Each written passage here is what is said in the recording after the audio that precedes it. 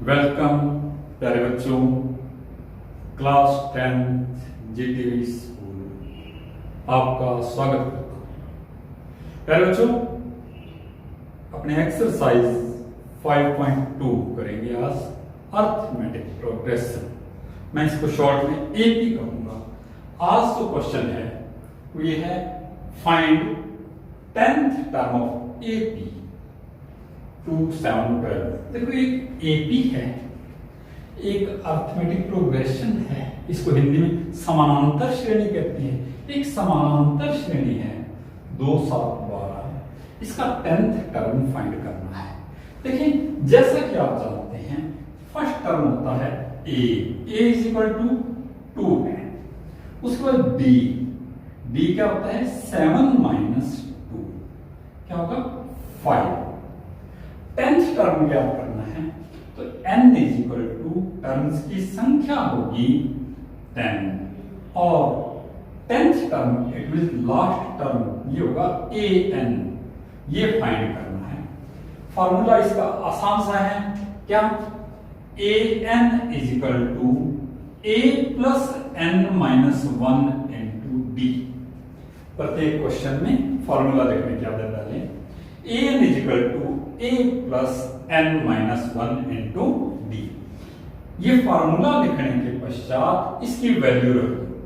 जैसे 2 plus 10 minus 1 into D 5, 2 प्लस 9 into 5 is equal to 2 plus 45 is equal to 47 answer. तो इसका 10th term कितना आएगा 47। ये आपका फर्स्ट क्वेश्चन का फर्स्ट पार्ट था। इस प्रकार से अपने किसी भी एपी का कोई भी टर्म फाइंड कर सकते हैं इस फार्मूले से, क्या a plus n minus 1 into D. अब अपने नेक्स्ट क्वेश्चन देखते हैं। देखें,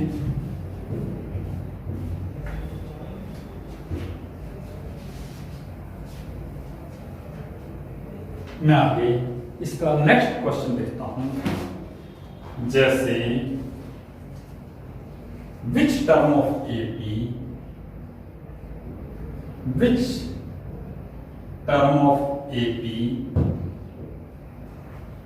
21, 18, 15 is minus 81 is minus 81।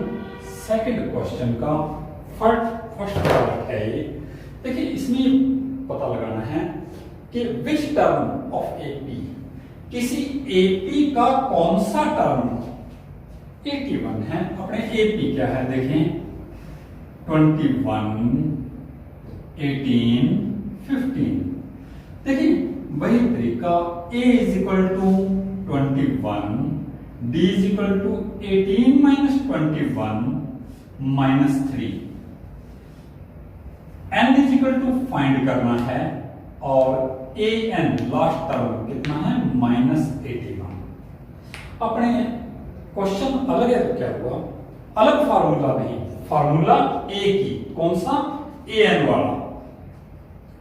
an is equal to a plus n minus 1 into d. A क्या है यहां से देखकर लिख लो, ये फार्मूला लिखा और इसकी वैल्यू रख दी। an दिया हुआ है, अब की बात माइनस 81। ए क्या है 21 plus n minus 1 into D कितना है माइनस 3। इसकी साइड चेंज कर देंगे, minus 81 minus 21 is equal to n minus 1 into minus 3। इन दोनों को जोड़ा, ये आ गया 81 और 21 जोड़ेंगे 2, ये आ गया minus 102 is equal to n minus 1 into minus 3। ये संख्या नीचे आ जाएगी, अर्थात minus 102 upon minus 3 is equal to n minus 1।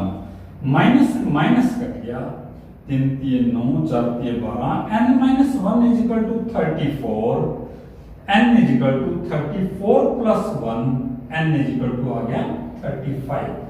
इसका मतलब क्या हुआ, n की वैल्यू कितनी आ गई 35।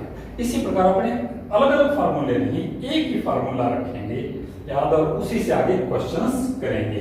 अब मैं इसी क्वेश्चन का अलग पार्ट तुम्हें करवाता हूं। देखें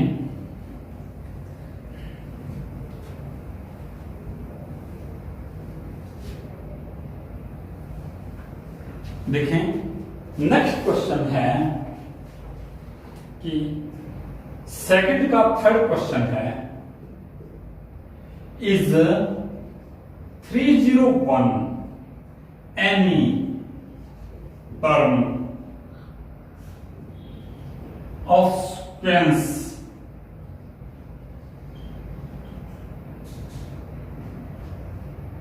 5 11 17 23। देखिए इसका मतलब क्या है कि क्या 301 इसका कोई पार्ट है, इस अरिथमेटिक प्रोग्रेशन में आता है। देखिए तरीका, अपने एपी क्या दी हुई है 5 11 17 23, a is equal to 5, b is equal to 11 minus 5 is equal to क्या आ गया 6। उसके बाद let an is equal to 301, अपने 301 मान लेते हैं।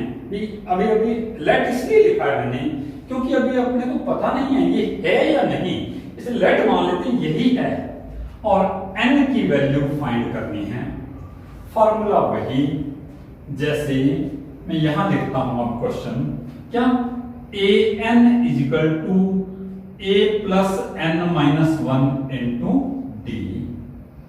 an कितना है 301 is equal to 5 plus n minus 1 into D कितना है 6।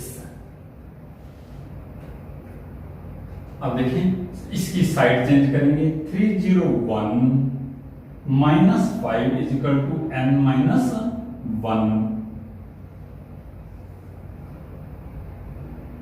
301 में से 5 गए 296 बराबर n माइनस 1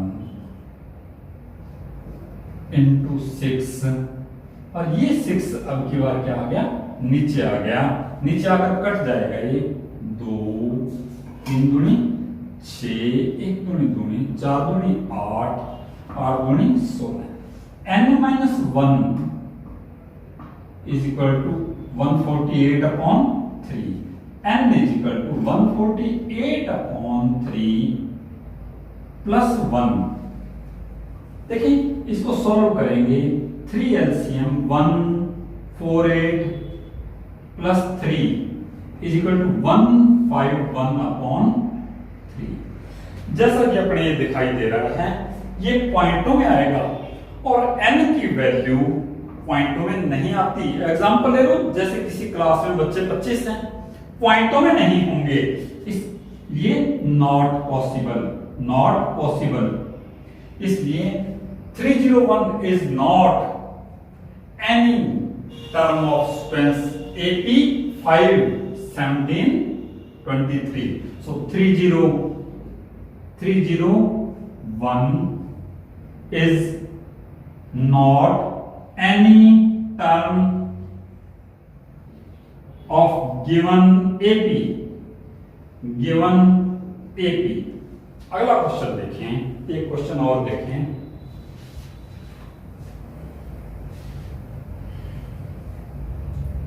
नेक्स्ट क्वेश्चन इसका देखें कि 5.2 का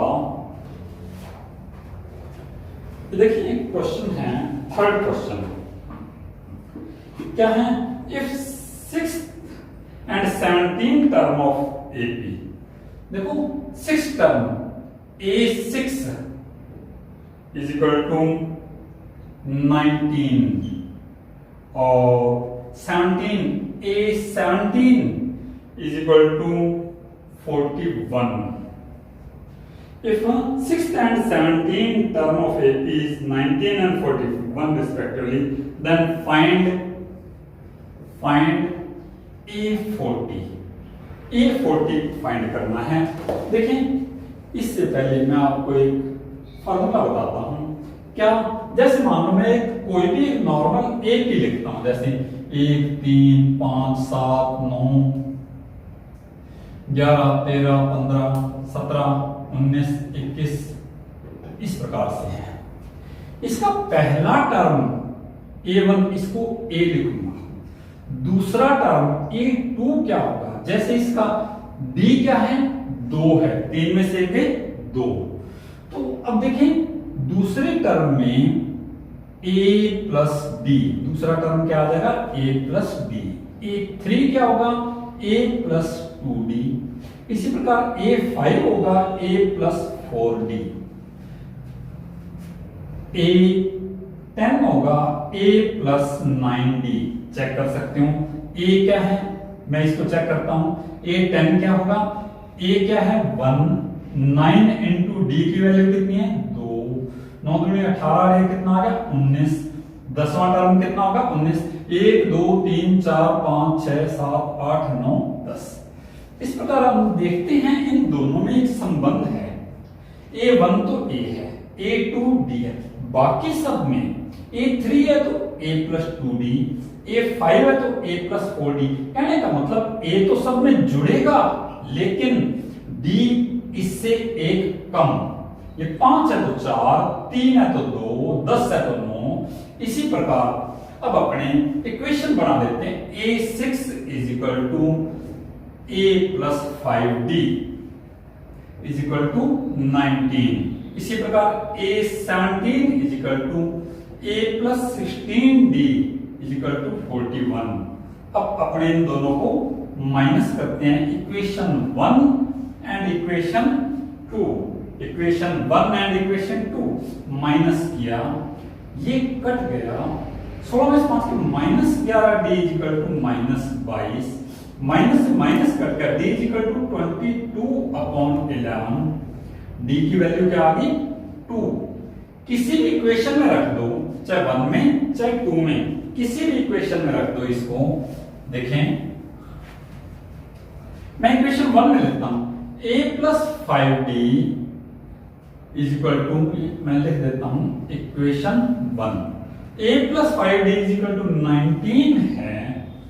A प्लस 5 का 5D की वैल्यू जो आपने निकाली थी वो 2 इज इक्वल टू 19।